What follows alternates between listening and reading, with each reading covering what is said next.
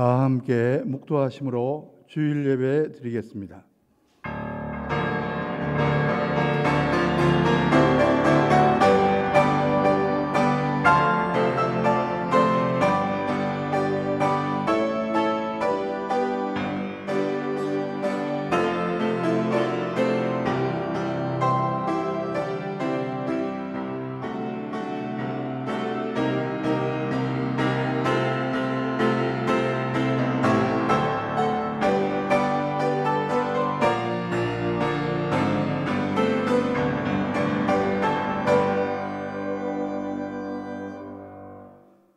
하나님은 영이시니 예배하는 자가 영과 진리로 예배할지니라.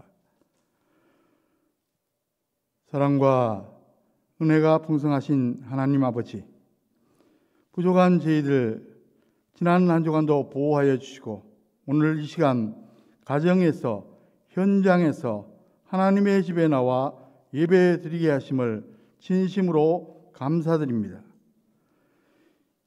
이 시간 마음과 정성을 다해 드리는 찬양과 경배를 흠양하여 주시고 오늘도 은혜를 삼하는 모든 성도들에게 진리의 말씀을 들려주시고 상하고 찢긴 마음에는 하늘의 평안과 위로를 더하여 주시옵소서.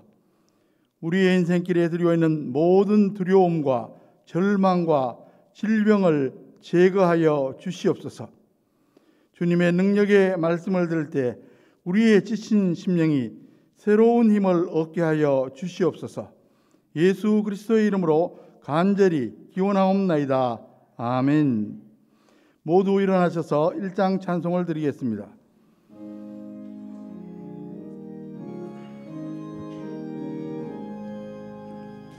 만복의 근원 하나님, 온 백성 찬송 드리고 저천사여 찬송하세. 찬송 성부 성자 성령.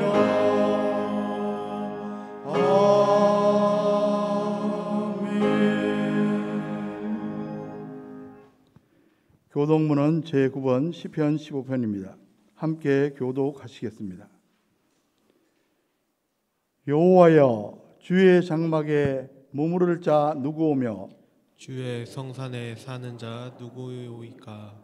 정직하게 행하며 공의를 실천하며 그의 마음에 진실을 말하며 그의 혀로 남을 허물하지 아니하고 그의 이웃에게 악을 행하지 아니하며 그의 이웃을 비방하지 아니하며 그의 눈은 망령된 자를 멸시하며 여호와를 두려워하는 자들을 존대하며 그의 마음에 서운한 것은 해로울지라도 변하지 아니하며 이자를 받으려고 돈을 구워주지 아니하며 뇌물을 받고 무죄한 자를 해하지 아니하는 자이니 이런 일을 행하는 자는 영원히 흔들리지 아니하리이다. 아멘. 기도하겠습니다. 이제 하나님과 나만이 아는 죄를 참회하며 기도드립니다.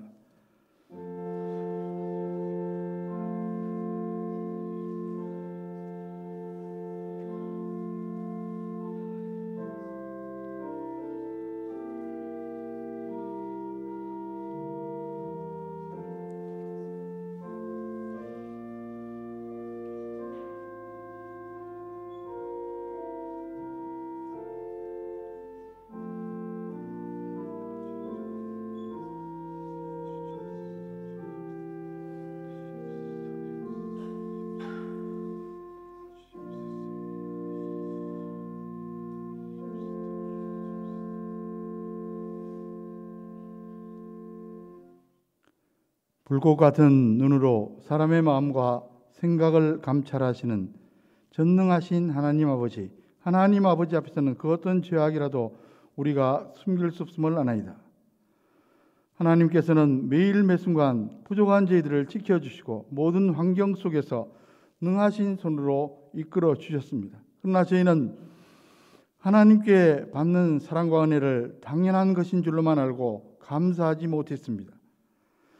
거룩한 하나님 나라에 소망을 두지 못하고 부패한 육신의 생각에 매여서 혈과 육에 썩어질 것을 추구하면서 살았습니다.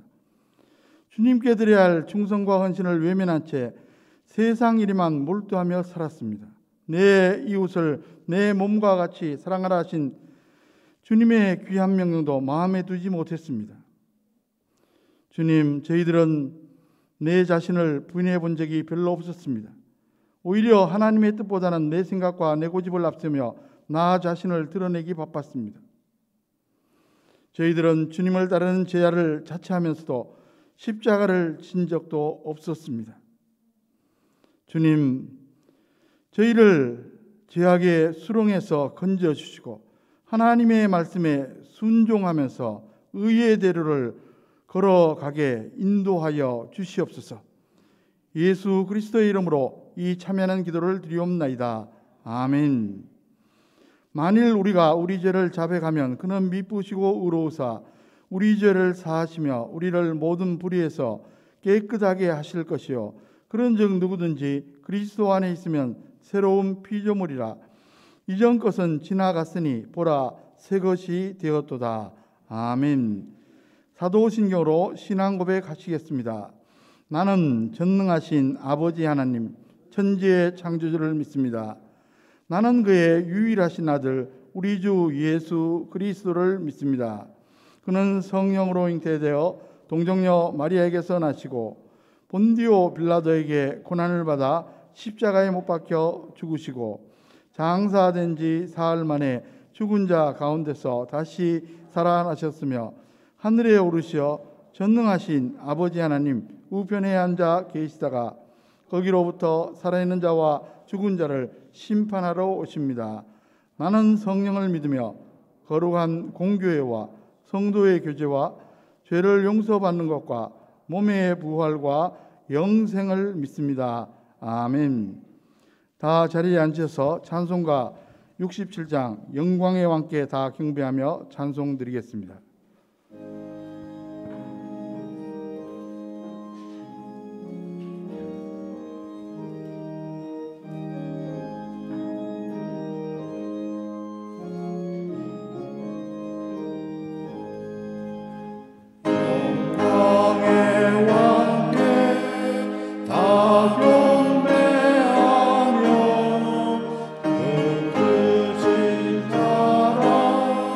늘 찬송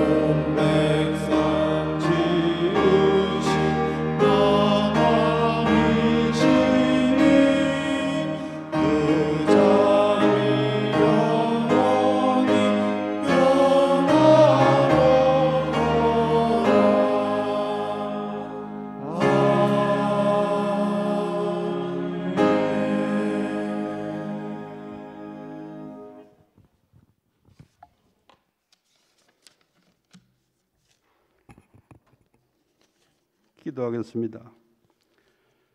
사랑과 은혜가 풍성하신 하나님 아버지, 하나님의 은혜를 생각할 때마다 영광과 찬양과 감사를 드립니다. 지난 한 주간 동안도 코로나 감염병 확산으로 어렵고 힘든 상황 가운데서도 주님의 그 크신 사랑으로 지켜주시고 오늘 또 거룩하고 복된 날을 허락하셔서 주님 앞에 나와 예배로 주님께 영광 올리게 하시니 진심으로 감사를 드립니다. 이 시간 저희들 마음과 뜻과 정성을 다하여 예배를 드리오니 받아 흠양하여 주시고 성령 충만한 시간 되게 하옵소서. 사랑의 하나님 아버지, 지난 한 주간도 저희들 세상에 살면서 지은 죄 고백하오니 기억하지 마시고 우리의 잘못을 용서하여 주시옵소서. 말로는 주님의 사랑을 외치고 살았지만 우리의 마음속에는 세상 욕심으로 가득하였습니다. 우리의 사랑이 필요한 곳을 지나쳐 버렸고 우리의 손길이 필요한 곳을 외면해 왔습니다. 하나님, 우리를 긍휼히 여겨주셔서 서로 사랑하게 하시고 연약한 자를 도와주며 하나님의 선하신 계획을 깨닫는 심령들 다 되게 하여 주시옵소서. 하나님 아버지, 만물이 소생하고 새 생명이 넘치는 이 아름다운 봄에 우리 교회의 각 기관들도 새로운 열정으로 생명력이 넘치게 하시고 맡겨진 사명과 역할을 활발하게 이루어갈 수 있도록 은총 베풀어 주시옵소서. 특별히 무엇보다 유치부, 주일학교, 중고등부, 학생회, 청년부, 교육부서가 활성화되어 믿음의 좋은 군사로 쓰임받는 일꾼들을 많이 배출할 수 있도록 역사하여 주시옵소서. 코로나 감염병도 더 이상 확산되지 않도록 긍휼을 베풀어 주시고 교회의 모든 예배도 주님이 주신 은혜로 회복되어서 이전보다 더 뜨겁게 주님을 사랑하는 심령들이 다 되게 하옵소서. 사랑의 하나님, 이 나라가 하루속히 지역, 세대, 계층, 정당 간의 갈등이 치유되고 하나님의 긍휼과 은혜로 정치, 경제, 사회, 교육, 문화 모든 영역에서 하나님의 통치와 평화가 이루어져 통합을 이루는 새 나라가 되도록 역사하여 주시옵소서. 자기 진영의 이익을 위한 싸움만 하지 말고 민생을 위해 노력하는 지도자, 위정자들이 다 되도록 도와주시옵소서. 하나님, 코로나 전염병과 여러 가지 사정으로 경제활동이 힘들어 어려움을 호소하는 사람들이 너무나 많이 있습니다. 이들에게도 희망의 끈을 놓지 않게 하시고 쉽게 좌절치 않게 용기 주시고 담대한 믿음을 허락하여 주시옵소서. 미래가 불투명하다고 주저앉지 말게 하시고 십자가의 우리 주님의 고통을 바라보며 역경을 이기고 다시 일어설 수 있도록 회복시켜 주시옵소서. 하나님, 특별히 간구합니다. 오랜 지병과 원치 않는 사고로 입원 중에 있는 한우들을 기억하여 주시고 하루속히 사탄 마귀를 물리쳐 병마를 치유해 주시고 모든 고통에서 자유함을 얻게 하여 주시옵소서. 저희들 열심히 기도하겠사오니 우리들의 기도가 결코 헛되지 않게 하나님의 능력으로 회복되고 응답받는 은혜가 있게 하여 주시옵소서. 다시는 어려움과 함께 하지 않도록 이전보다 더 강한 믿음도 허락하여 주시옵소서. 이 시간 말씀 들고 다니어 세우신 우리 목사님 강건케 붙들어 주시고 선포되는 말씀을 통하여 하나님의 음성을 듣는 귀한 시간 되게 하옵소서. 사정이 있어서 예배에 함께 참여하지 못한 우리 성도들 기억하시고 있는 그곳에서 주님께 영광 돌릴 수 있도록 은혜 내려 주시옵소서. 예배를 위해 여러 모양으로 보이지 않게 봉사하시는 손길 이해와 아름다운 찬양으로 영광 돌리는 분들에게도 축복하셔서 아름다운 예배가 되게 인도하여 주시옵소서. 지금은 첫 시간이니 마치는 시간까지 주님 홀로 영광 받아 주시옵시고 우리 주 예수 그리스도 이름으로 간절히 기도하옵나이다. 아멘.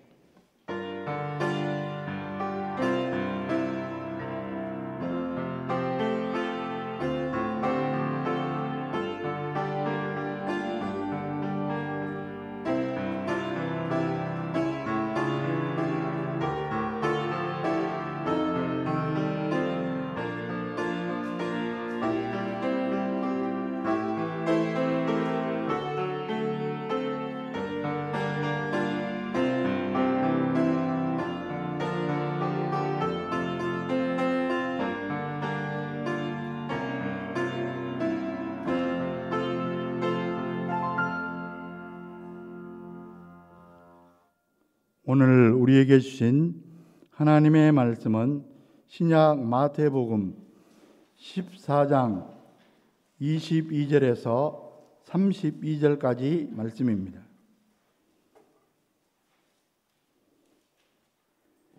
예수께서 즉시 제자들을 재촉하사 자기가 무리를 보내는 동안에 배를 타고 앞서 건너편으로 가게 하시고 무리를 보내신 후에 기도하러 따로 산에 올라가시니라. 저물매 거기 혼자 계시더니 배가 이미 육지에서 수울이나 떠나서 바람이 거스름으로 물결로 말미암아 고난을 당하더라. 밤 사경에 예수께서 바다 위로 걸어서 제자들에게 오시니 제자들이 그가 바다 위로 걸어오심을 보고 놀라 유령이라 하며 무서워하여 소리 지르거늘 예수께서 즉시 이르시되 안심하라 나니 두려워하지 말라. 베드로가 대답하여 이르되 주여 만일 주님이시거든 나를 명하사 물 위로 오라 하소서 하니 오라 하시니 베드로가 배에서 내려 물 위로 걸어서 예수께로 가되 바람을 보고 무서워 빠져가는지라 소리질러 이르되 주여 나를 구원하소서 하니 예수께서 즉시 손을 내밀어 그를 붙잡으시며 이르시되 믿음이 작은 자여 왜 의심하였느냐 하시고 배에 함께 오르매 바람이 그치는지라. 아멘.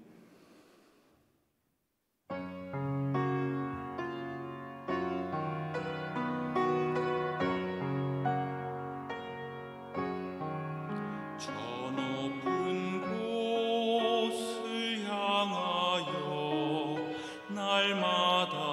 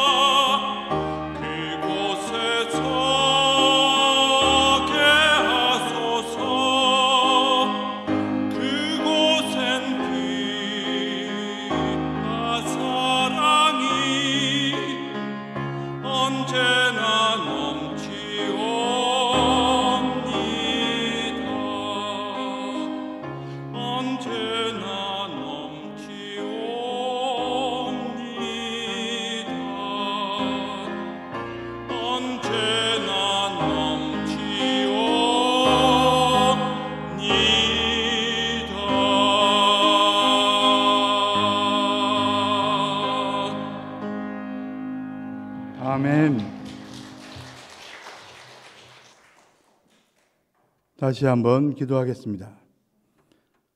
아름답고 신령한 우리의 찬양을 흠양하신 하나님 아버지, 이 시간 저희들에게 말씀하여 주시옵소서. 말씀을 대언하는 자, 말씀을 듣는 자들, 같은 성령님께서 온전히 주관하여 주시옵소서. 예수 그리스도의 이름으로 간절히 기도하옵나이다. 아멘. 여러분, 욜로족이란 말을 들어보셨습니까? 욜로라는 말은 You only live once 라는 말의 첫 글자를 따서 만든 말입니다. 당신이 사는 인생은 한 번뿐이야. 그런 뜻을 가지고 있습니다. 한 번뿐인 인생이에 남보다는 자신을, 미래보다는 현재 행복을 중시하며 사는 사람들을 가리켜 욜로족이라고 말합니다.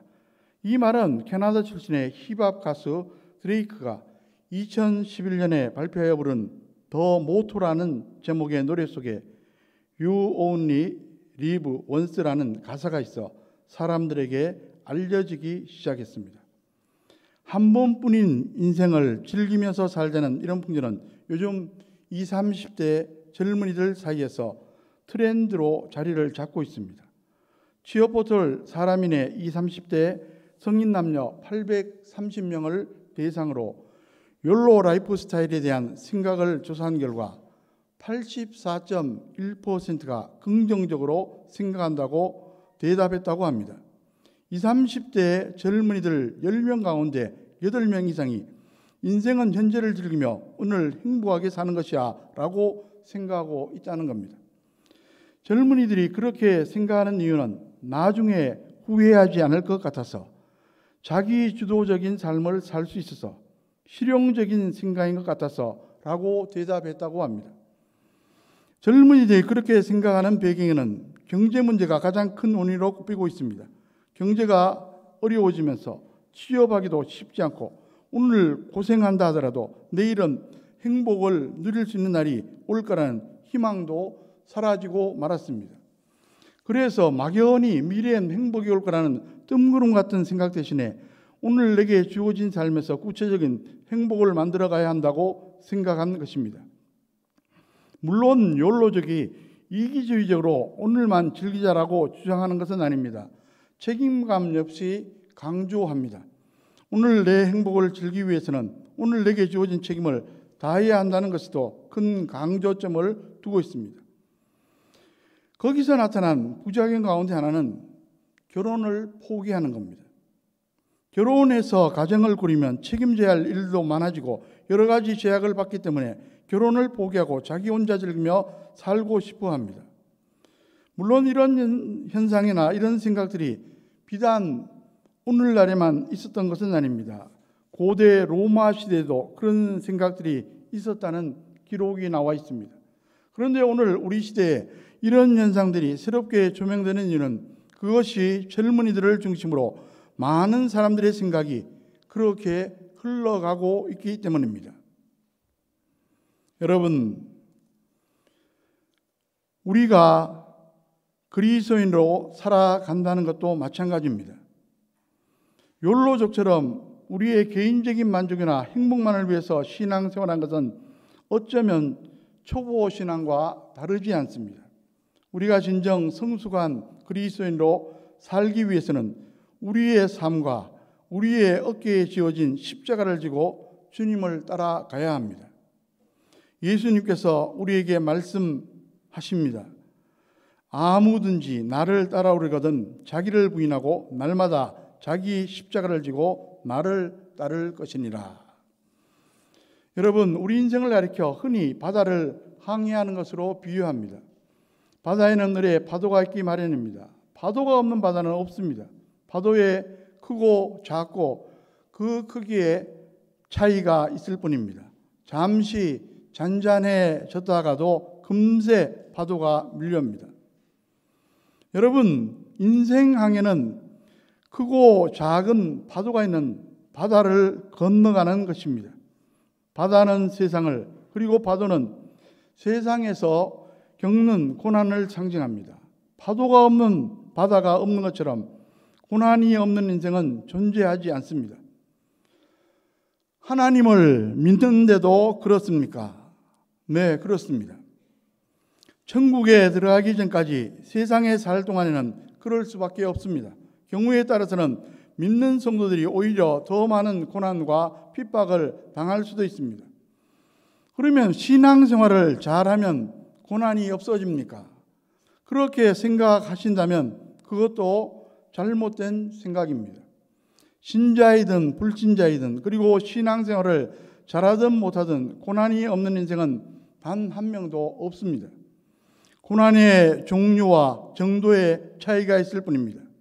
그러므로 인생의 지혜는 고난이 오지 않기를 바라기보다는 닥쳐오는 고난을 이기는 방법을, 더 나아가 선용하는 방법을 배우는 겁니다. 비유해서 말하면 인생의 파도가 일어나지 않기를 바라지 말고 인생의 파도를 타는 방법을 터득하는 것입니다. 여러분, 파도를 이용하여 타원형의 판자 보드에 올라선 채 파도를 타면서 묘기를 부리는 스포츠 서핑이 있습니다. 간단히 파도 타기라고 말하기도 합니다. 일반인들은 파도에 빠질까 봐 무서워하는데 서핑을 하는 사람들은 오히려 파도를 타며 즐거워합니다. 아무쪼록 오늘 말씀을 잘 들으시고 인생의 파도에 빠지는 자가 아니라 인생의 파도를 타는 자로 살아가시는 저와 여러분들, 저와 여러분의 가정, 자녀, 후손들 다 되시기를 주의 이름으로 간절히 축원합니다.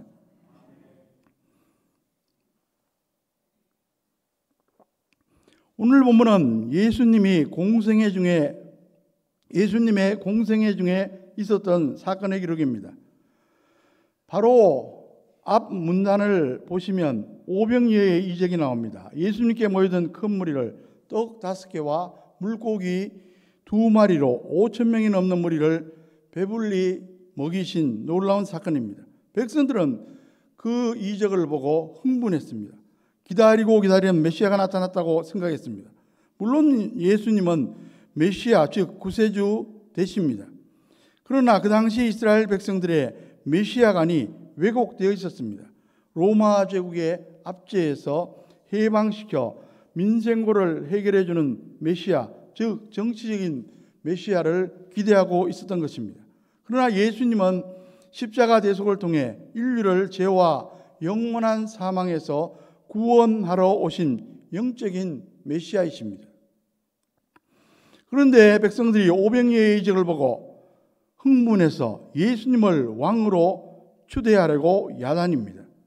예수님은 그들의 요구를 받아들일 수가 없었습니다. 그래서 제자들은 배에 태워 먼저 보내고 홀로 산에 올라가 기도하셨습니다. 제자들이 단 배가 갈릴리 바다, 본래 호수인데 워낙 크고 지형상 돌풍이 불고 파도가 쳐서 흔히 바다라고 말합니다. 제자들이 탄 배가 갈릴리 바다 한가운데로 들어갔습니다. 그때 어떤 일이 일어납니까? 오늘 본문 24절 말씀을 보십시오. 배가 이미 육지에서 소리나 떠나서 바람이 거스름으로 물결로 말미암아 고난을 당하더라. 역풍으로 파도가 심하게 일어나 제자들은 고난을 당했습니다. 그 모습이 마치 우리 인생과 비슷합니다.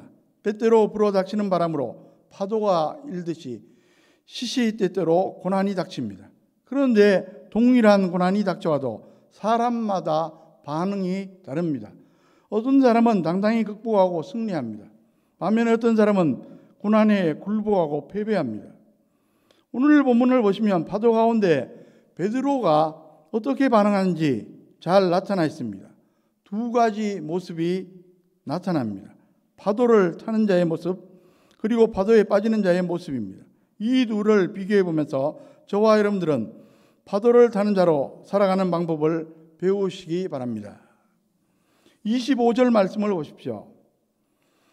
밤 사경에 예수께서 바다 위로 걸어서 제자들에게 오시니 그 당시에는 오후 6시부터 다음날 오전 6시까지 밤 시간을 4등분 했습니다.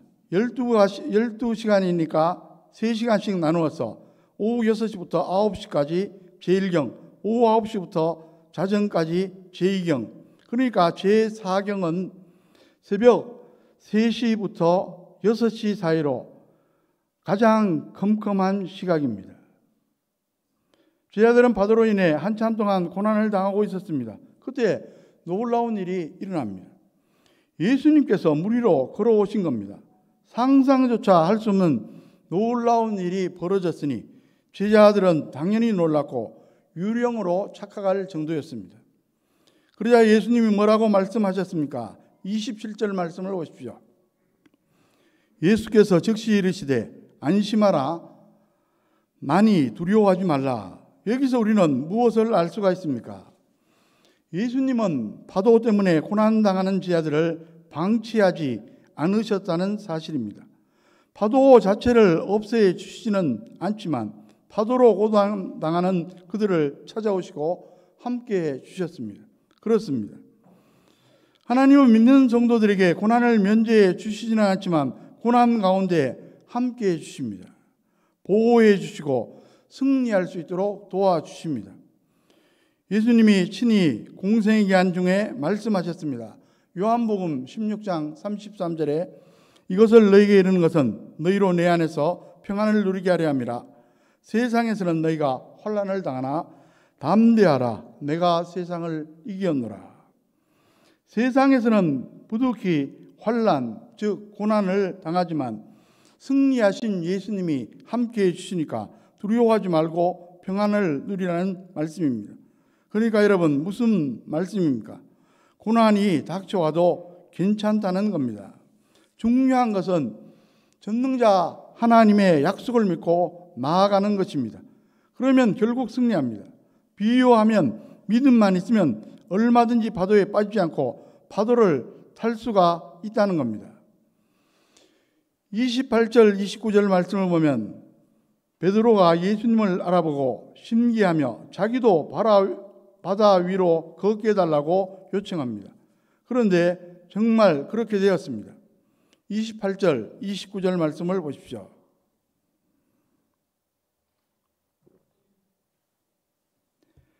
베드로가 대답하여 이르되 주여, 만일 주님이시거든 나를 명하사 물 위로 오라 하소하니 오라 하시니 베드로가 배에서 내려 물 위로 걸어서 예수께로 가되, 예수님을 바라본 베드로의 마음속에 믿음이 생긴 겁니다.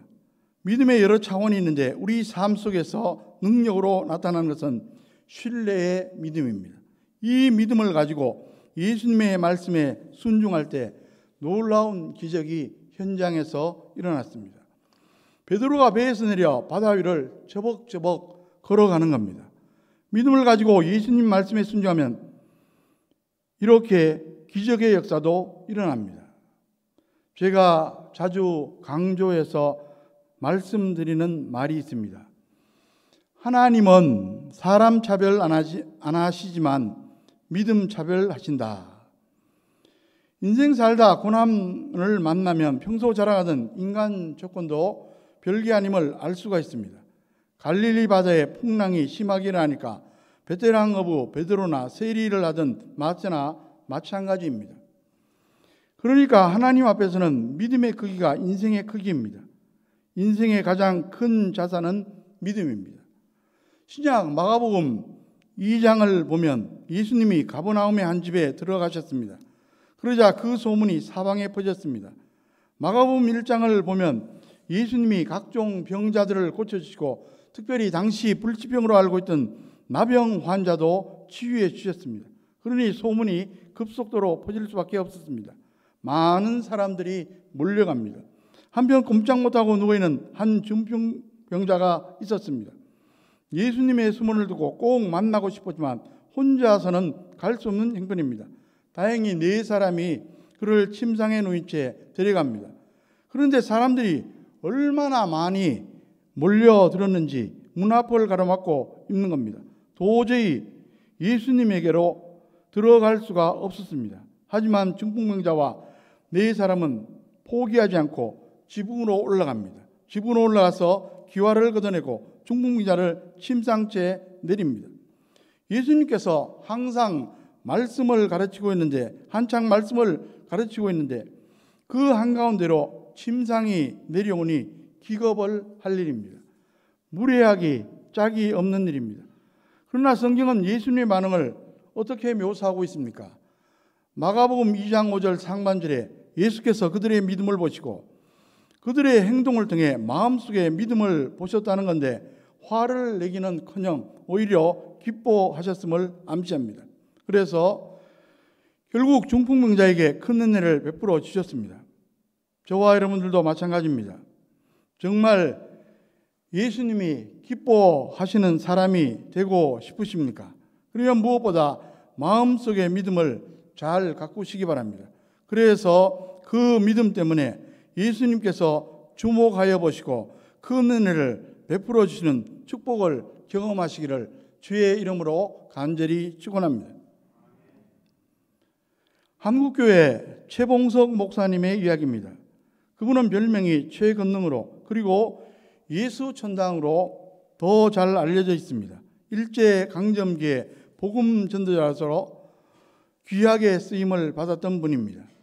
나중에는 신사참배반대로 투옥되었다가 그 후유증으로 순교한 분이기도 하십니다. 한국교회사에서 빼놓을 수 없는 훌륭한 분입니다.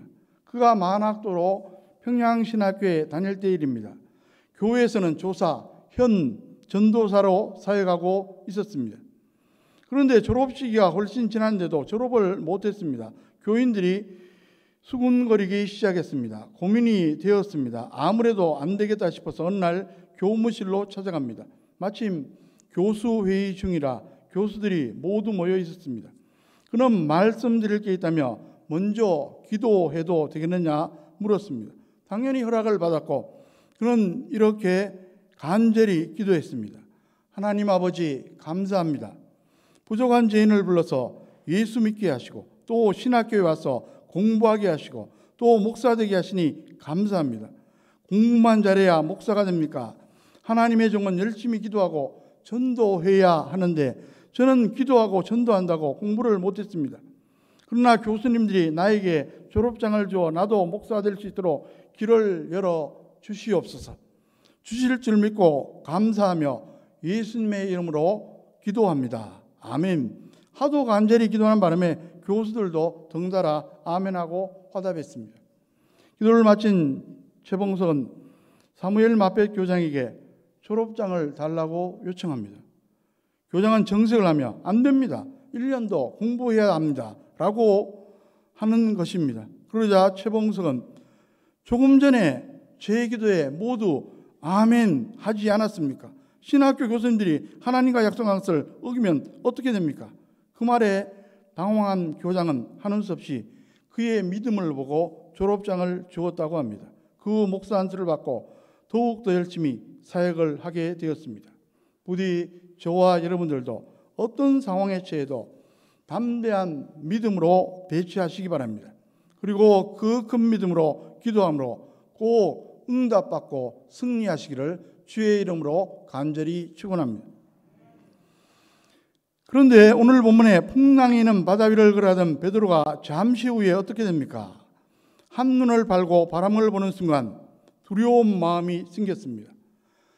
다시 말하면 믿음이 작아진 겁니다. 그러니까 즉시 붕덩 빠져버립니다. 여기서 우리는 믿음을 떨어뜨리는 것 두 가지를 발견할 수가 있습니다. 두려움과 의심입니다. 여러분, 두려움은 인생 최대의 적입니다. 두려움이 닥치면 아무것도 못합니다. 당황하게 되고 판단력도 흐려집니다. 의심도 마찬가지입니다. 예수님이 나와 함께 계심을 의심하기 시작하면 믿음이 작아집니다. 의심이란 말은 어원적으로 둘로 갈라진다는 말에서 나왔습니다. 그러니까 두 마음이라는 것입니다. 이런 상태로 어떻게 승리할 수가 있겠습니까? 야고보서 1장 6절에 보면 오직 믿음으로 구하고 조금 더 의심하지 말라. 의심하는 자는 마치 바람에 밀려 요동하는 바다 물결 같으니 의심하면 아무리 애를 써도 안 된다는 겁니다. 그러면 두려움과 의심의 문제를 어떻게 우리는 해결할 수가 있습니까? 두려움과 의심의 치료제는 오직 믿음입니다. 그러니까 어떻게 해서든 믿음을 키워야 합니다. 믿음을 키우려면 다른 방법은 없습니다. 오직 예수님만 바라보는 것입니다. 히브리서 기자는 우리 믿음을 격려하면서 히브리서 12장 2절에서 이렇게 권면합니다. 믿음의 주요 또 온전하게 하시는 이인 예수를 바라보자. 그는 그 앞에 있는 기쁨을 위하여 십자가를 참으사 부끄러움을 개의치 아니하시더니 하나님 보좌 우편에 앉으셨느니라. 여러분, 믿음은 어떤 측면에서 보면 시선 싸움입니다. 예수님에게 시선을 집중하면 큰 믿음이 됩니다. 십자가에 달려 죽으셨다가 부활하신 예수님, 지금은 하나님 보좌 우편에 계십니다. 사망 권세를 이기신 예수님을 바라보면 믿음이 증대되고 담대해집니다. 그럴 때 하나님의 능력이 나타나고 어떤 고난도 극복하고 승리할 수 있습니다. 인생의 거친 파도에 빠지지 않고 오히려 파도를 타는 한 사람을 소개합니다. 세계적인 플루티스트 송설나무 집사님이십니다. 북한 이슬람권 나라들을 포함해서 세계 86개국을 다니며 음악 선교를 펼치는 분인데 드라마와 영화음악 연주자라도 매우 유명합니다. 그의 간증집 하나님의 연주자를 보면 정말 놀랍습니다. 그런 어린 시절 얼마나 유복했는가 하면 원하는 대로 최고 호텔에 가서 식사를 하고 수영을 하곤 했습니다.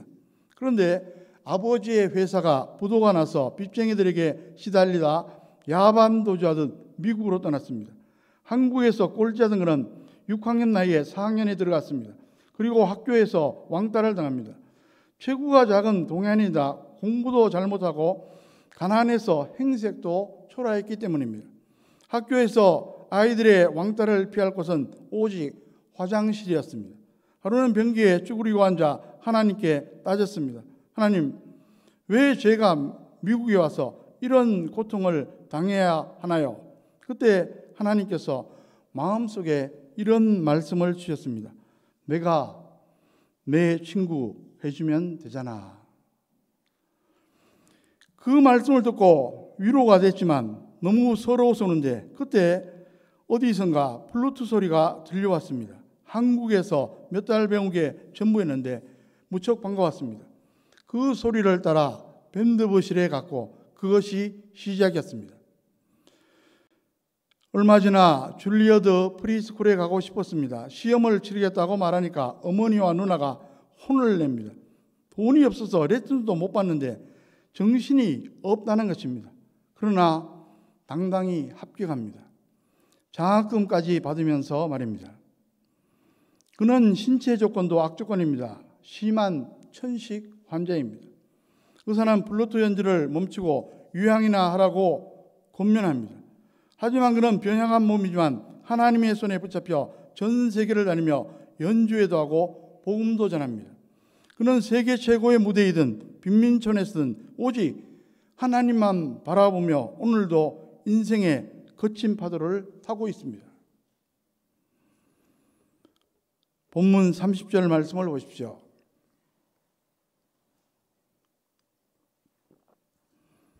바람을 보고 무서워 빠져가는지라 소리질러 이르되 주여 나를 구원하소서하니 다행히 베드로는 예수님께 부르짖었습니다. 그러자 예수님이 얼른 손을 내밀어 베드로를 붙잡아 건져 주셨습니다.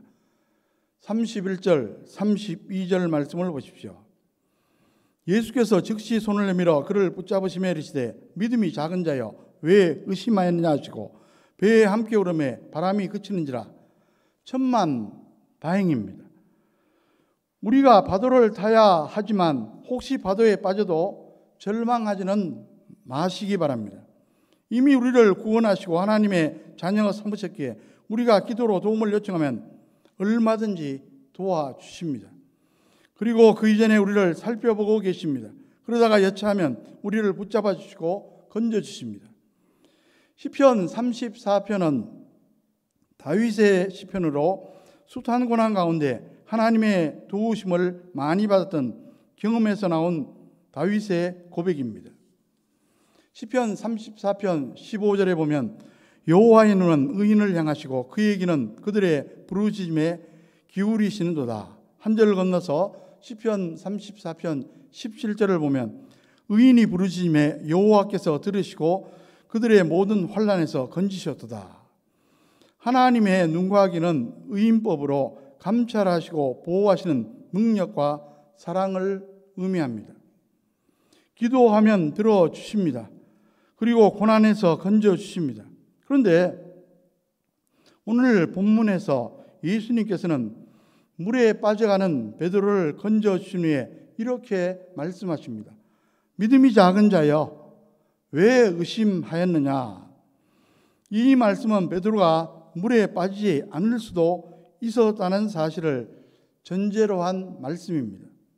물 위를 걸으며 주님께로 가던 베드로가 거세게 휘몰아치는 바람을 보고는 두려워서 그만 물에 빠지고 말았습니다.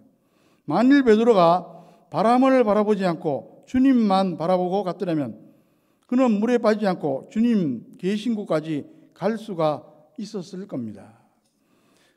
그런데 베드로는 그렇지 못했습니다. 우리는 베드로의 실수를 반면교사로 삼고 배워야 합니다. 여러분, 베드로가 왜 바다에 빠졌습니까? 바람을 보고 무서운 마음이 들었습니다. 예수님은 보이지 않고 파도만 보였습니다. 여러분, 믿음은 하나님, 예수님을 바라보는 것입니다. 그러면 파도가 무섭지 않습니다. 하지만 파도만 보면 하나님을 보는 시선이 흐트러지면서 믿음이 약화됩니다. 그러면 니네 실패합니다. 베드로의 시선이 예수님에게서 파도로 옮겨지는 순간 그는 실패하고 말았던 것입니다. 저와 여러분들은 어떻습니까? 인생의 바다에 파도가 몰려올 때 혹시 두려워하지는 않습니까? 파도만 보고 당황하다 빠져버리지는 않습니까? 베드로처럼 부르짖어 기도하시기 바랍니다. 주님께서 붙잡아 주시고 건져 주실 겁니다. 그러나 언제까지 파도에 빠지는 자로 살아가겠습니까? 이제는 파도를 타는 자로 살아가시기 바랍니다. 주님의 말씀에 귀를 기울이고 그 말씀대로 순종하며 살아가시기 바랍니다. 그래서 그 어떤 고난이 닥쳐도 절대로 낙심하지 말고 담대한 믿음으로 당당히 승리하는 저와 여러분의 가정, 자녀, 후손들 다 되시기를 주의 이름으로 간절히 축원합니다. 기도하겠습니다. 사랑과 은혜가 풍성하신 하나님 아버지, 우리가 사는 이 세상 참으로 고난이 많습니다. 고난 당할 때 원망하지 않게 도와주시고 낙심하지도 않게 도와주시옵소서. 주님 바라보고 주님의 도움을 의지하고 승리하는 삶을 살아가도록 인도하여 주시옵소서. 이 시간 간절히 호소합니다. 우리 가운데 육신이 약해서 힘들어하는 분들이 있습니다. 질병으로 고통받는 분들이 있습니다. 중환 질환으로 힘들어하는 분들이 있습니다. 약한 부분들을 보수하여 주시고 질병을 치료하여 주시며 중환 질환도 하나님의 놀라운 역사로 회복되도록 인도하여 주시옵소서. 하나님 아버지, 우리 자녀 후손들을 위해서 늘 기도하고 있습니다. 가정을 위해서 기도하고 있습니다. 응답 과정 중에 있는 기도 제목이 있습니다. 꼭 응답받아야 할 기도 제목도 있습니다. 주님께서 속히 역사하여 주시옵소서. 해결하여 주시옵소서. 응답하여 주시옵소서. 예수 그리스도의 이름으로 간절히 기도하옵나이다. 아멘. 다 함께 310장 아 하나님의 은혜로 찬송 드리겠습니다.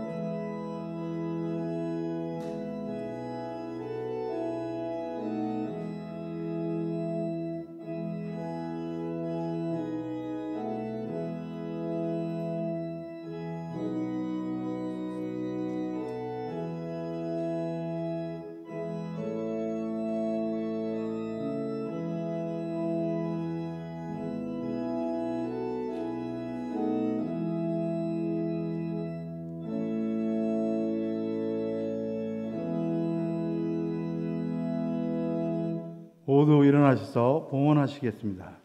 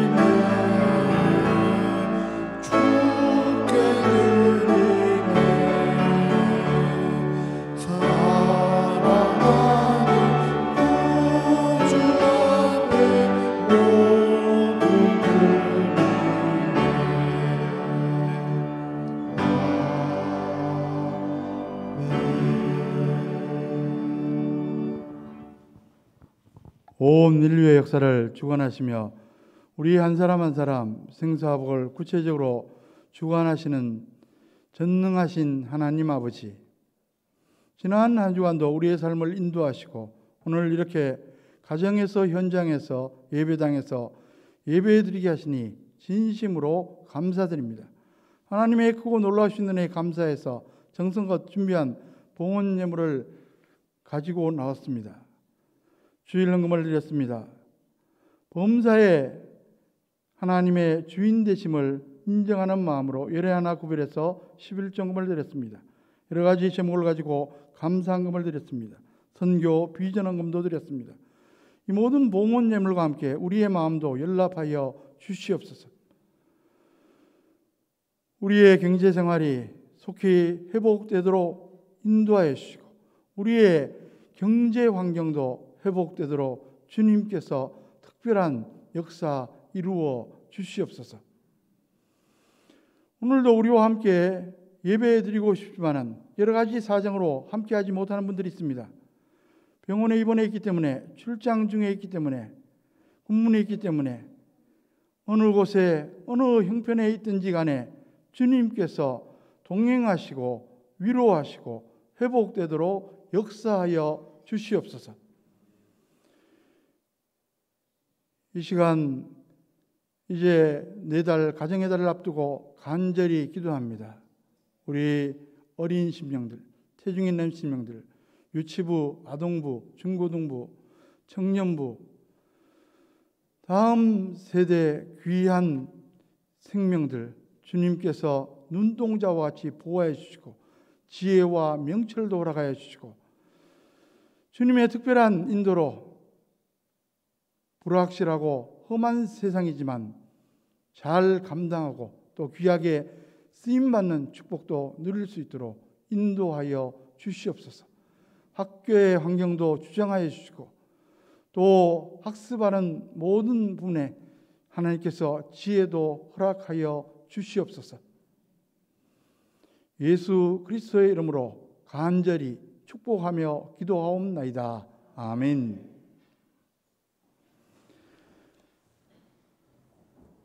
다음 주일은 어린이 주일입니다. 환우들을 위해서 계속 기도해 주시기 바랍니다. 그리고 예배 참석 시에 감염 예방 수칙을 꼭 지켜주시기 바랍니다. 이제 모두 일어나셔서 찬송가 499장 4절 찬송 드리겠습니다.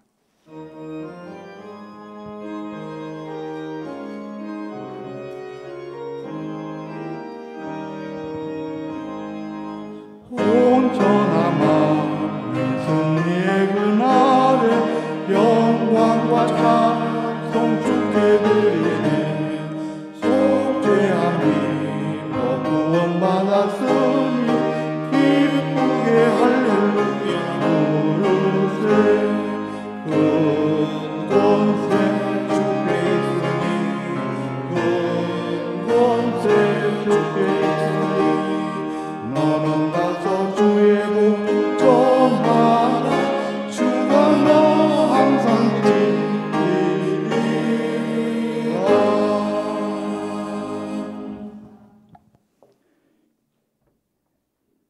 이제는 복의 근원 되신 우리 주 예수 그리스도의 은혜와 역사를 구체적으로 세밀하게 주관하시는 하나님의 크고 놀라우신 사랑하심과 범사에 우리의 삶을 인도하시며 우리의 삶이 합력해서 선을 이루며 형통하도록 도와주시는 성령님의 교통하심과 축복하심이 가정에서, 현장에서, 예배당에서 예배드리는 심령들 위해, 그들의 가정, 자녀, 후손들 위해, 장안교회의 권속들 지금 어느 곳에 어느 형편에 있든지 간에 태중에 있는 심령일지라도 지금부터 영원토록 함께 하시기를 간절히 축원하옵나이다. 아멘.